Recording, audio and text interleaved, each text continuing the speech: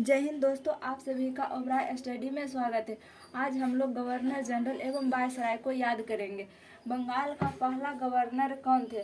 बंगाल का पहला governor Robert Clive थे। बंगाल का पहला गवर्नर रॉबर्ट क्लाइव थे और अंतिम गवर्नर वॉरेन हेस्टिंग्स थे। अंतिम गवर्नर, अंतिम मतलब कौन थे? अंतिम में कौन वार्निंग दे रहे थे? Warren Hastings. तो बंगाल का अंतिम गवर्नर थे वॉरेन हेस्टिंग्स। बंगाल का पहला गवर्नर जनरल थे वॉरेन हेस्टिंग्स। देखिए, जो बंगाल के अंतिम गवर्नर होंगे उन्हीं का पद, उन्हीं का ओहदा बढ़ाकर गवर्नर जनरल का पोस्ट कर दिया। अब क्यों कर दिया गया? क्योंकि भारत में अंग्रेजी शासन का विस्तार हो रहा था। अब विस्तार होने के क्रम में अंग्रेजों को हर एक राज्य में जा जाकर उसका जांच पड़ताल करना थोड़ा मुश्किल हो रहा था। इसलिए बम्बई के गवर्नर को और ये मद्रास के गवर्नर को सभी को मिलाकर एक ही बड़ा पोस्ट बना दिया, गवर्नर जनरल का पोस्ट।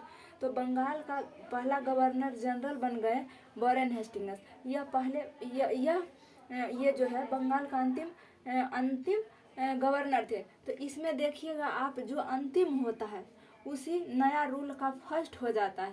जैसे बंगाल का अंतिम गवर्नर थे वॉरेन हेस्टिंग्स। बंगाल के अंतिम गवर्नर थे वॉरेन हेस्टिंग्स। वही बंगाल का फर्स्ट गवर्नर जनरल हो गए वॉरेन हेस्टिंग्स। उसके बाद बंगाल का अंतिम गवर्नर जनरल थे विलियम बेटिक। बंगाल का अंतिम गवर्नर जनरल थे विलियम बेटिक। और उसके बाद भारत पे अंग्रेजों का लगभग अधिकतर जगह पे कब्जा हो गया था।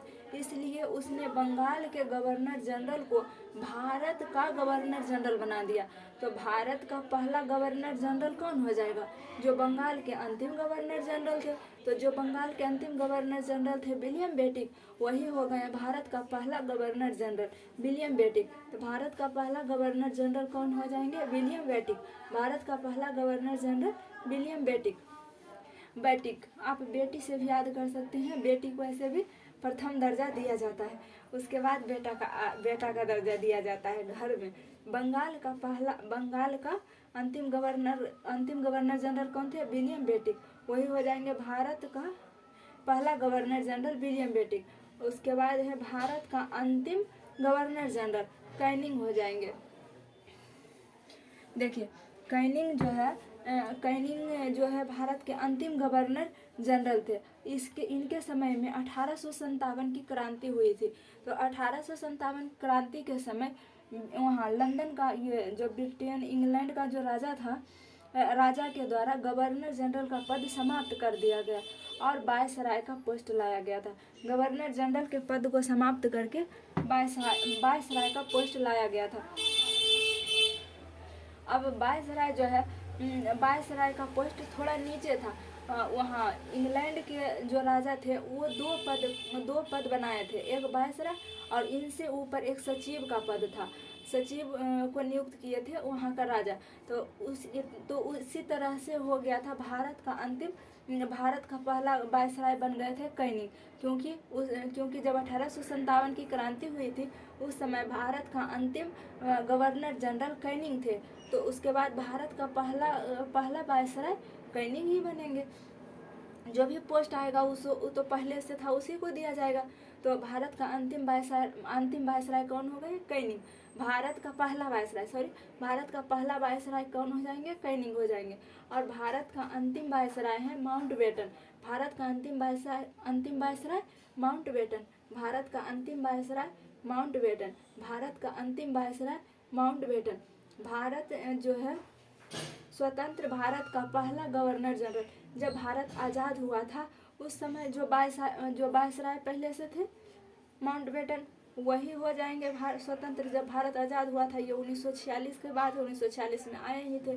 तो स्वतंत्र भारत का पहला गवर्नर जनरल जो है माउंटबेटन ही होंगे, क्योंकि अंतिम वायसराय यही थे। जो अंतिम होता वही तो उसके बाद प्रथम हो जाता।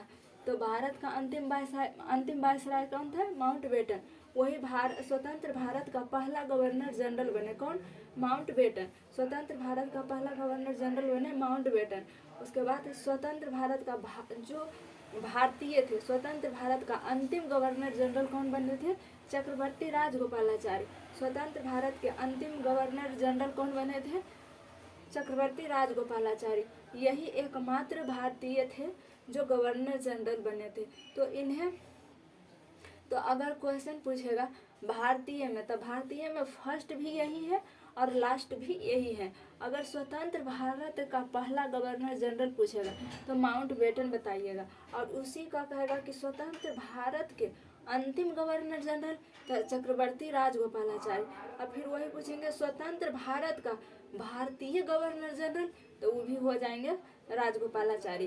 और कहेगा कि भारत का भारतीय गवर्नर जनरल फर्स्ट कहे या अंतिम कहे, वो भी हो जाएंगे राजगोपालाचारी। मतलब इसका क्लियर कट समझिए कि स्वतंत्र भारत के एकमात्र यही भारतीय थे जो गवर्नर जनरल बने थे। कौन? राजगोपालाचारी। तो प्रथम भारतीय कहे तो भी गोपालाचारी हो जाएंगे, अंतिम भारतीय लगा देगा वो भी गोपालाचारी हो जाएंगे, एकमात्र भारतीय लगा देगा तो भी गोपालाचारी हो जाएंगे। तो इसी तरह से यहाँ तक का हम लोग कंप्लीट किए। तो बताइए बंगाल का फर्स्ट गवर्नर कौन थे? Robert Clive. और बंगाल का अंतिम गवर्नर वॉरेन हेस्टिंग्स। और बंगाल का पहला गवर्नर जनरल कौन थे? Warren Hastings. बंगाल का अंतिम गवर्नर जनरल कौन थे? विलियम बेटिक। भारत का पहला गवर्नर जनरल कौन थे? विलियम बेटिक। भारत का अंतिम गवर्नर जनरल कौन थे? कैनिंग। और भारत का पहला वायसराय भी कौन थे? कैनिंग। भारत का अंतिम वायसराय थे माउंटबेटन। भारत का अंतिम वायसराय माउंटबेटन। स्वतंत्र भारत का पहला गवर्नर जनरल कौन थे? माउंटबेटन। स्वतंत्र भारत का अंतिम गवर्नर जनरल कौन थे? चक्रवर्ती राजगोपालाचारी। यह एकमात्र भारतीय थे जो गवर्नर जनरल का पद ग्रहण किए थे। उसके बाद हम लोग समझेंगे रॉबर्ट क्लाइव को। रॉबर्ट क्लाइव ने द्वैध शासन को प्रारंभ किए थे। रॉबर्ट क्लाइव क्या किए थे? द्वैध शासन प्रारंभ किए थे। रॉबर्ट क्लाइव द्वैध शासन प्रारंभ किए थे। वॉरेन हेस्टिंग्स जो है, Warren Hastings Pitt's India act का गठन, पिट्स इंडिया एक्ट किन के समय में आया था? वॉरेन हेस्टिंग्स के समय में। कब आया था? 1784 में। 1784 में पिट्स इंडिया एक्ट आया। किसके समय में? वॉरेन हेस्टिंग्स के समय में। और रॉबर्ट क्लाइव के समय में क्या चीज़ आया? अब देखिए ये हम लोग यहाँ से इधर समझेंगे जो गवर्नर जनरल ने अपने कार्यकाल में कौन कौन से प्रमुख कार्य किए थे, उसी को हम लोग याद करते हैं। तो इनका प्रमुख काम है रॉबर्ट क्लाइव के रॉबर्ट क्लाइव का प्रमुख कार्य द्वैध शासन प्रारंभ किए थे। वॉरेन हेस्टिंग्स का कार्य है पिट्स इंडिया एक्ट आया था इन्हीं के समय में 1784 में। 1784 में आया था पिट्स इंडिया एक्ट, और कलेक्टर का पद भी यही लाए थे। कौन? Warren Hastings. कलेक्टर का पद लाए थे Warren Hastings. Pitt's India act लाए थे वॉरेन हेस्टिंग्स। और मदरसा अधिनियम भी वॉरेन हेस्टिंग्स। और और ये जो भागवत गीता था, गीता को हिंदी में अनुवाद किए थे कौन? Warren Hastings. मदरसा अधिनियम और भागवत गीता को हिंदी में अनुवाद किए थे वॉरेन हेस्टिंग्स। और प्रथम आंग्ल मराठा युद्ध इनके समय में, वॉरेन हेस्टिंग्स के समय में दो प्रमुख युद्ध हुआ था। एक प्रथम आंग्ल मराठा युद्ध और एक द्वितीय आंग्ल मैसूर युद्ध। तो प्रथम आंग्ल मराठा युद्ध, द्वितीय आंग्ल मैसूर युद्ध, ये दोनों प्रमुख युद्ध इन्हीं के समय में हुआ था, वॉरेन हेस्टिंग्स के समय में। और बंगाली भाषा और अरबी भाषा को यह अच्छे से जानकार थे। ये जो वॉरेन हेस्टिंग्स है इन्हें अलग अलग तरह के भाषा का भी ज्ञान था। तो भारतीय भाषा सीखे थे, बंगाली भाषा सीखे थे और अरबी भाषा सीखे थे। इनको जब यहाँ भारत से जब इन्होंने ब्रिटेन लौटे तो इन पे महाभियोग लगा दिया गया, और महाभियोग लगा दिया गया था लेकिन पारित नहीं हुआ था। तो महाभियोग कौन से गवर्नर जनरल पर लगाया गया था? तो वॉरेन हेस्टिंग्स पर महाभियोग भी लगा दिया गया था लेकिन पारित नहीं हुआ। बंगाली भाषा और अरबी भाषा कौन जानते थे? वॉरेन हेस्टिंग्स जानते थे। अच्छा बताइए द्वितीय आंग्ल मैसूर युद्ध किनके समय में हुआ था? वॉरेन हेस्टिंगस के समय में हुआ था। प्रथम आंग्ल मराठा युद्ध किन के समय में हुआ था? वॉरेन हेस्टिंगस के समय में हुआ था। मदरसा अधिनियम किन के समय में हुआ था? वॉरेन हेस्टिंगस के समय में हुआ था। गीता का हिंदी में अनुवाद किसने किया था? तो वॉरेन हेस्टिंगस ने किया था। और इनका कार्यकाल 72 से लेकर 1772 से लेकर 85 तक है। इनके कार्यकाल को बहुत बार पूछा गया है, इसलिए इसे भी आप लोग को ध्यान में रखना है। 1872 से लेकर 1885 तक कार्यकाल किनका है? वॉरेन हेस्टिंगस का है। 1772 से लेकर 1785 तक, 1772 से लेकर 1785 तक। उसके बाद आता है कॉर्नवालिस। कॉर्नवालिस को नागरिक सेवा का जनक कहा जाता है, इसलिए क्योंकि इन्होंने बहुत एग्जाम, भारत में बहुत तरह तरह के एग्जाम को कंडक्ट करवाए थे, इसलिए इन्हें नागरिक सेवा का जनक कहा जाता है। किनको? कॉर्नवालिस को नागरिक सेवा का जनक कहा जाता है। और अस्थाई बंदोबस्त भी किसने लाया था? कॉर्नवालिस ने। अस्थाई बंदोबस्त में जो है जमींदारों को टैक्स वसूलने का काम दिया गया था। जमींदारों को राजस्व वसूलने का काम जमींदारों को दिया गया था। किसके द्वारा? कॉर्नवालिस के द्वारा। तो अस्थाई बंदोबस्त के जनक भी कॉर्नवालिस को कहा जाता है। अस्थाई बंदोबस्त का जनक किसे कहा जाता है? कॉर्नवालिस को कहा जाता है। और नागरिक सेवा का जनक कॉर्नवालिस को कहा जाता है। दरोगा का पद भी कॉर्नवालिस ही लाए थे।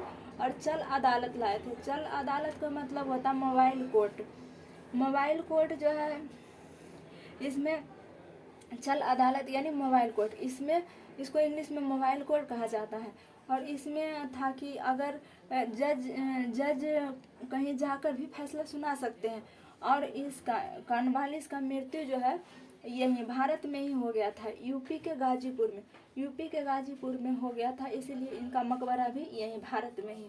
तो एकमात्र वायसराय जिनका मकबरा भारत में है, किनका? कॉर्नवालिस का। कहाँ हुआ था? कहाँ है मकबरा? यूपी के गाजीपुर में। यूपी के गाजीपुर में कॉर्नवालिस का मकबरा है। उसके बाद है वेलेजली। सहायक संधि किसने लाई थी? वेलेजली ने। सहायक संधि किसने लाई थी? वेलेजली ने। और सहायक संधि को अपनाने वाला पहला राज्य था हैदराबाद। सहायक संधि को सबसे पहले किसने अपनाया था? ये हैदराबाद ने। सहायक संधि को सबसे पहले अपनाया था हैदराबाद ने। और किसके समय में आया था? वेलेजली के समय में। और वेलेजली को बंगाल का शेर भी कहा जाता है। तो बंगाल का शेर किसे कहा जाता है? वेलेजली को। बंगाल का शेर किसे कहा जाता है? वेलेजली को। और वेलेजली ने बंगाल में फोर्ट विलियम कॉलेज के भी स्थापना किए थे। वेलेजली ने बंगाल में फोर्ट विलियम कॉलेज के भी स्थापना किए थे। उसके बाद आएगा लॉर्ड हेस्टिंगस। एक है लॉर्ड हेस्टिंगस और एक है वॉरेन हेस्टिंगस। एक है लॉर्ड हेस्टिंगस और एक है वॉरेन हेस्टिंगस। वॉरेन हेस्टिंगस और लॉर्ड हेस्टिंगस दो अलग अलग वायसराय थे। तो लॉर्ड हेस्टिंगस जो है, लॉर्ड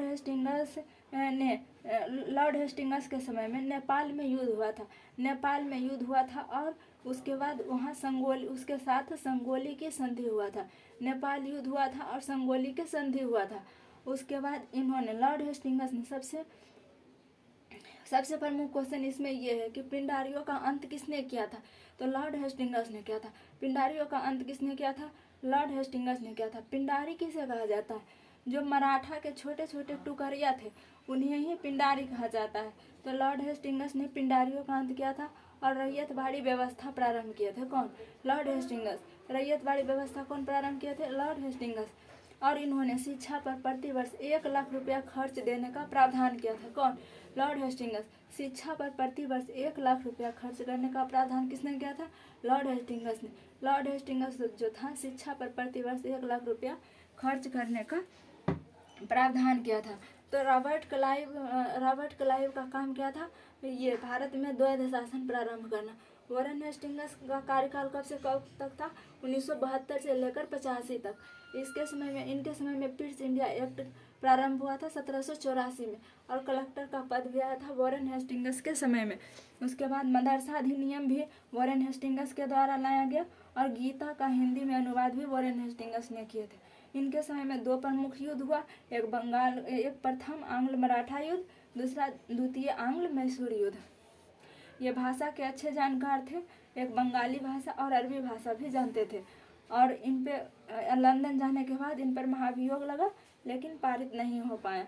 उसके बाद कॉर्नवालिस को नागरिक सेवा का जनक कहा जाता है, अस्थायी बंदोबस्त का भी जनक कहा जाता है। दरोगा का पद लाए थे कॉर्नवालिस। छल अदालत कोर्ट की स्थापना किए थे कॉर्नवालिस। एकमात्र गवर्नर जनरल जिनका भारत में मृत्यु हुआ कॉर्नवालिस। इनका यूपी के गाजीपुर में मकबरा है। और बेलेजली बंगाल का शेर कहा जाता है बेलेजली को। सहायक संधि बेलेजली, और सहायक संधि को अपनाने वाला पहला राज्य हैदराबाद। और बंगाल में फोर्ट विलियम कॉलेज किसने बनाया था? बेलेजली। बंगाल में फोर्ट विलियम कॉलेज किसने बनाया था? बेलेजली ने। और उसके बाद लॉर्ड हेस्टिंग्स। नेपाल युद्ध हुआ था लॉर्ड हेस्टिंग्स के समय में। उसके बाद इसी नेपाल युद्ध में क्या चीज़ की संधि हुई थी? संगोली की संधि हुई थी। पिंडारियों का अंत किया था? लॉर्ड हेस्टिंग्स ने। रैयतवाड़ी व्यवस्था प्रारंभ किया था? लॉर्ड हेस्टिंग्स ने। शिक्षा पर प्रतिवर्ष 1 लाख रुपया खर्च किया था? लॉर्ड हेस्टिंग्स ने। आई होप ये वीडियो आप लोगों को काफ़ी हेल्पफुल होगा। मिलेंगे नेक्स्ट क्लास में, तब तक के लिए जय हिंद।